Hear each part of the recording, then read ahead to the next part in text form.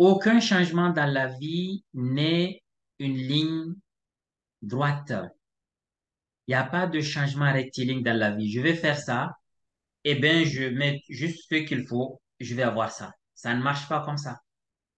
Tous les changements que vous visez à travers ce programme suivent le même mécanisme cognitif, psychologique, tout ce qu'on veut, physiologique, comportemental, que tout ce que vous avez déjà vécu. Maintenant, comment faire pour assurer que je suis capable d'avoir un changement? Et ce que je vous dis est valable pour ce cours et même au-delà du cours. Tout changement que vous voulez avoir dans la vie, faites ceci, vous allez voir les résultats. En règle générale, on a toujours une situation actuelle, comme je vous l'ai dit, qui est caractérisée par une aspiration qu'on vise ou une douleur. C'est les deux choses qui font que vous êtes inscrit même à la formation. Soit une aspiration, donc il y a quelque chose que vous voulez avoir, ou une douleur, il y a quelque chose qui ne va pas, mais que vous voulez changer. Et en règle générale, si cette aspiration ou cette douleur n'a pas atteint un seuil critique, en règle générale, les gens ne font rien. C'est comme quelqu'un qui marche avec des grains de sable dans la chaussure. Tant qu'il peut s'en accommoder, il ne va jamais s'arrêter pour changer sa chaussure. En revanche, mettez-lui des petites épines. Il va tout de suite s'arrêter pour... Il prend le temps qu'il faut, il enlève les épines et il avance. Donc, il y a toujours les deux choses qui font que vous allez vouloir un changement. Maintenant, lorsque l'aspiration ou la douleur vous pousse à l'action, en règle générale, vous montez dans ce que j'ai appelé le plateau de la décision. C'est là où vous prenez la décision de vous inscrire au programme. C'est là où vous allez prendre la décision. Si c'est du sport, vous allez vous inscrire dans un club de fitness.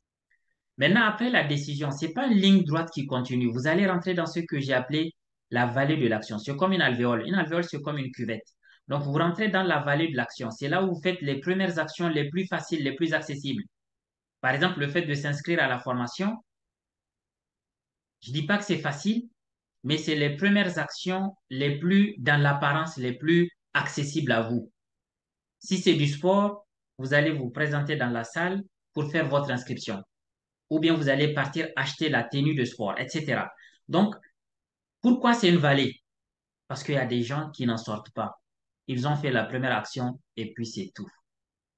Ils vont s'inscrire et puis c'est tout. Donc, ne restez pas dans la vallée de l'action où on fait les premières actions faciles ou apparentes et après, plus rien.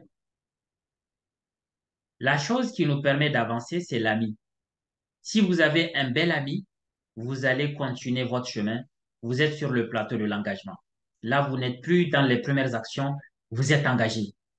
Vous vous impliquez. Et même là, c'est pas fini. Ne vous dites pas que parce que je participe aux sessions hebdomadaires du jeudi, ça y est, j'aurai le changement. En fait, on va avoir une vallée, une cuvette aussi. Vous allez rentrer dans la vallée de l'engagement. Donc là, vous êtes tout le temps là, vous écoutez, etc. Mais c'est pas ce qui vous donne le changement. Après, il vous faut un ami plus fort. Donc toujours, c'est le même ami. Continuez à parler avec votre ami pour aller maintenant sur la persévérance et la pratique. La persévérance, c'est lorsque vous êtes prêt à accomplir la chose du changement, même lorsque le temps semble ne pas vous le permettre. Même lorsque vous pensez que non, non, c'est pas possible, je suis en voyage, je suis en déplacement. Les gens qui seront persévérants, il peut y avoir des cas où vous pourrez pas, c'est pas grave. Mais les gens qui sont persévérants, vous allez voir, contre vents et marées, ils tiennent. Et la raison, c'est surtout parce qu'ils parlent à leur ami. Est-ce que c'est fini? Pas encore. Mais au moins, vous allez avoir le changement interne. Le changement interne, c'est ce qui va modifier votre perception et votre mindset. C'est le premier niveau du changement. Je pense que vous voyez un peu le truc. En fait, c'est que ici que vous avez le premier niveau de changement. Le mindset, l'attitude, la perception, elle commence maintenant à changer. Il vous faut ensuite pratiquer cela. J'ai dit par exemple de l'expérimentation, notamment sur les 4P, pourquoi pas. Et là, vous allez consolider ce changement. Une fois qu'il est consolidé, on va le voir de manière externe. C'est-à-dire le mindset change, votre attitude et vos actions vont suivre et vos résultats vont se voir.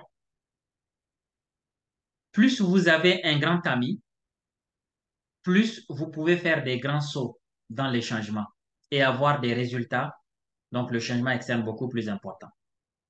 Maintenant, vous allez me dire, OK, c'est quoi cet ami qui est très important pour avoir du résultat?